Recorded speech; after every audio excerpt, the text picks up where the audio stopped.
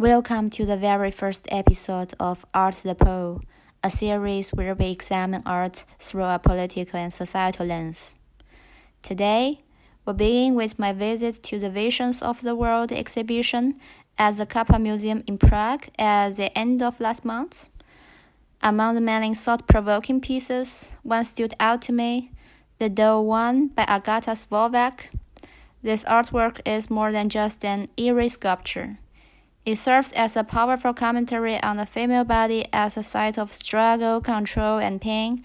Moreover, compared to the oil paintings surrounding this work, its deliberate lack of aesthetic appeal makes it stand out even more.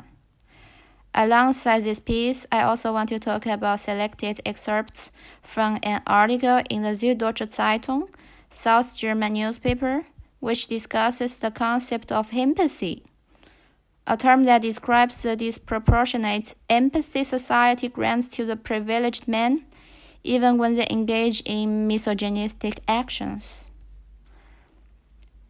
Agata Svolvak's The Doe One is an unsettling sculpture made from wood, metal, cotton, fur, and other materials.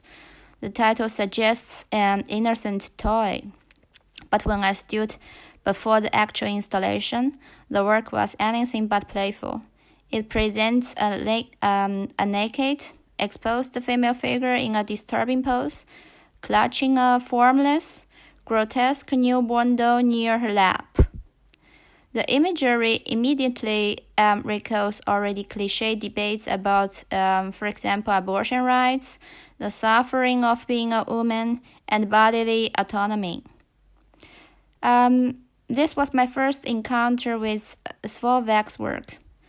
From my research, I know that her art is deeply influenced by surrealist traditions, borrowing from figures like Leonor Fini and Remedios Varo.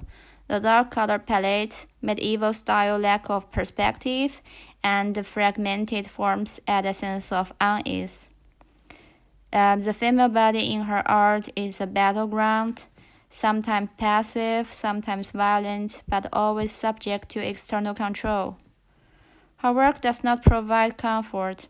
Instead, it forces the viewer to confront uncomfortable truths about womanhood, power, and suffering. I know, it's still cliché. This sculpture is not just about one individual's experience. It speaks to a larger system of power and gender dynamics. It reminded me of this article I recently read in the Süddeutsche Zeitung, which discussed the concept of himpathy in relation to the case of American judge Brett Kavanaugh. According to this article, himpathy describes the tendency to excuse or even sympathize with men who engage in misogynistic behavior. It thrives in male-dominated spaces, from fraternities to corporate offices, and extends into family dynamics where a daughter's outcry is dismissed as hysteria, while a son's distress is taken as a crisis. This phenomenon is deeply ingrained in our culture, reinforcing patriarchal norms that protect male privilege at the expense of women's pain. Correspondingly, Svolvak's work is one of many feminist artworks that visualize the psychological and physical pain of women. From contemporary installations to classic surrealist paintings, feminist artists have long used their work to expose the realities of gendered violence, bodily control, and systemic oppression. Like many other exhibitions with such themes, this one was not highly attended. Perhaps 5 or 4 visitors were in the same hall as me. But when I left the museum, the lawn in front of the exhibition hall was bustling with people. In a way, it is understandable why such exhibitions lack visitors. Many people, especially men, might think, oh, here we go again. More ugly, incomprehensible artworks lamenting female pain, trying to make me feel guilty and grateful to women.